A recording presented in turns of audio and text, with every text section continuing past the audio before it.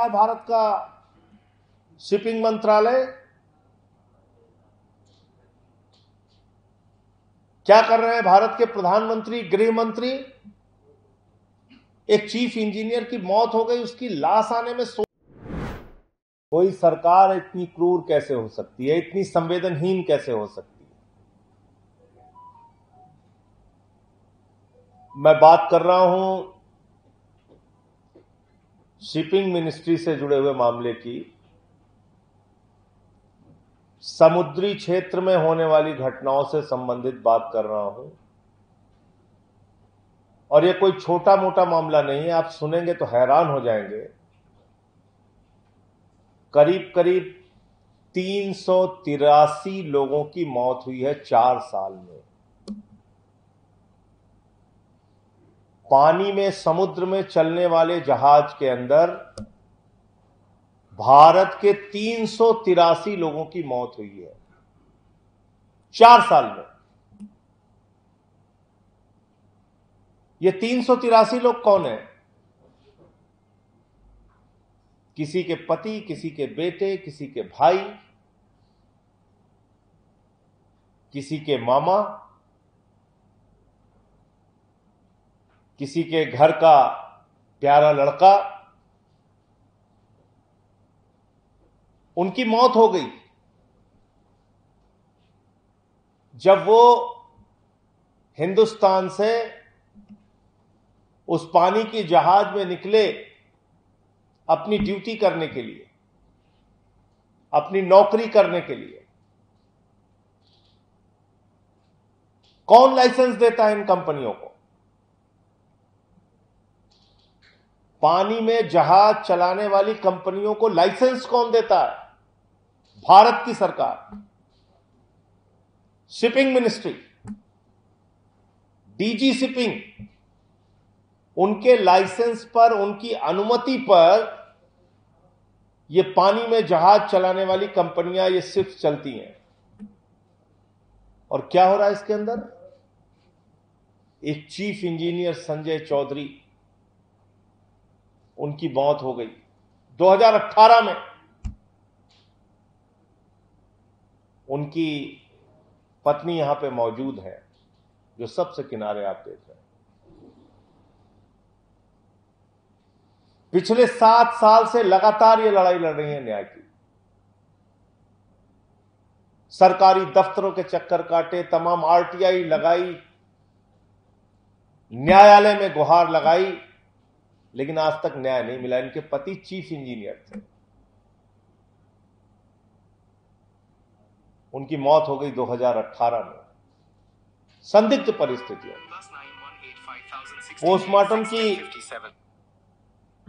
Postmortem की report है कि गला दबाकर उनकी हत्या की गई। आज तक कोई कार्रवाई नहीं। किसने हत्या की? कोई, किसी पे कोई कार्रवाई नहीं, कोई जिम्मेदार नहीं। जब मौत हुई तो अंतर्राष्ट्रीय समुद्र के पानी में थे, वो मोरक्को के इलाके में थे। वहां से इनके पति की लाश आने में 16 दिन लग गए।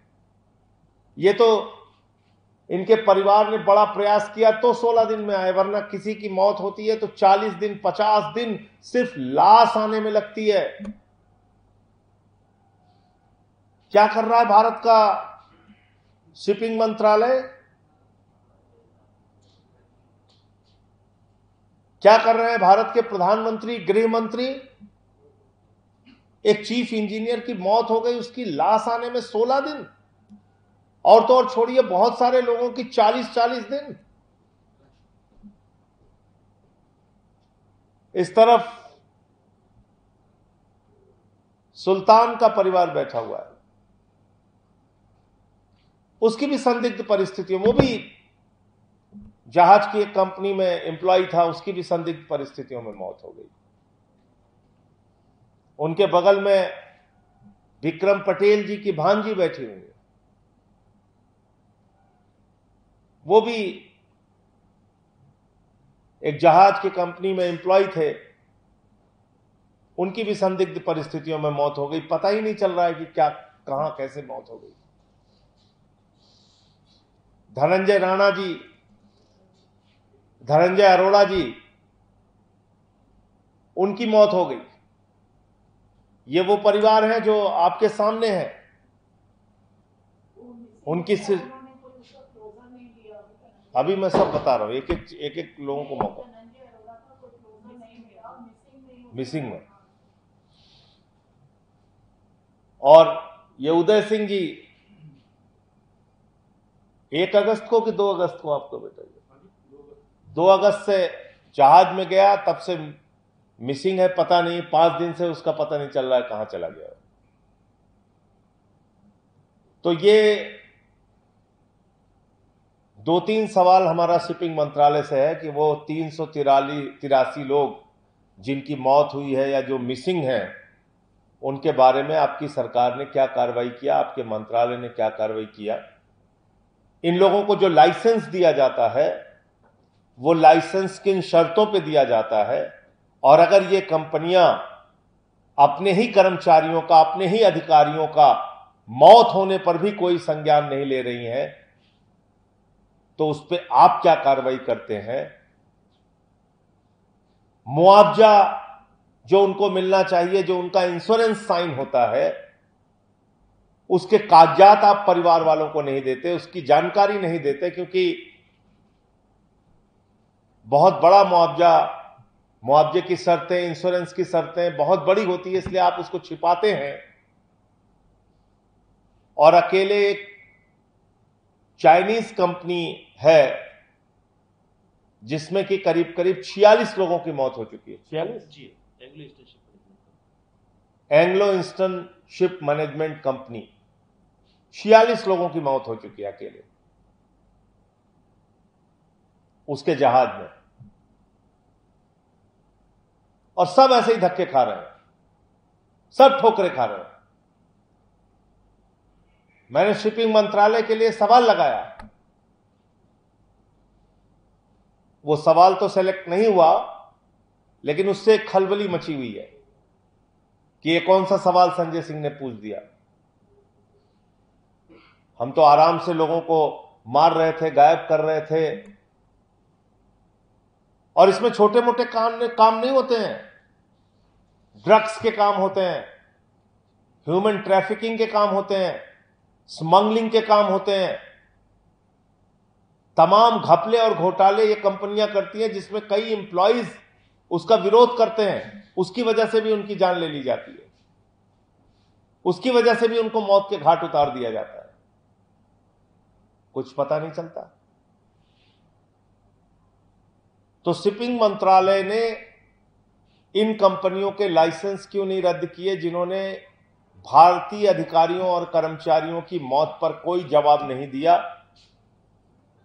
उनके खिलाफ कोई कार्रवाई क्यों नहीं किया, क्यों नहीं उन लोगों को अरेस्ट किया, क्यों नहीं उन लोगों के खिलाफ कार्रवाई की। पहला सवाल ये।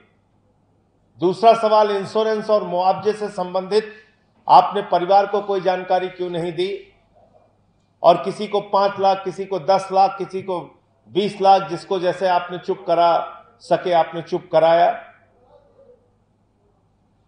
तीसरी बात, जब मौत हो जाती है तो आप एयरलिफ्ट करा के डेड बॉडी क्यों नहीं पहुंचाते जल्दी समय पे, 40-40 दिन क्यों लगाते हैं। इस आनन फानन में कि उस लाश का पोस्टमार्टम ना करना पड़े, आप उस डेड बॉडी को लाने में भी डिले करते हैं। तो मैं ये मांग करता हूं भारत सरकार से कि ये पूरे जो मामले हैं, मिसिंग के भी और डेथ्स के भी, एनआईए के द्वारा इसकी जांच कराई जाए, और पूरा सच देश के सामने और उनके पीड़ित परिवारों के सामने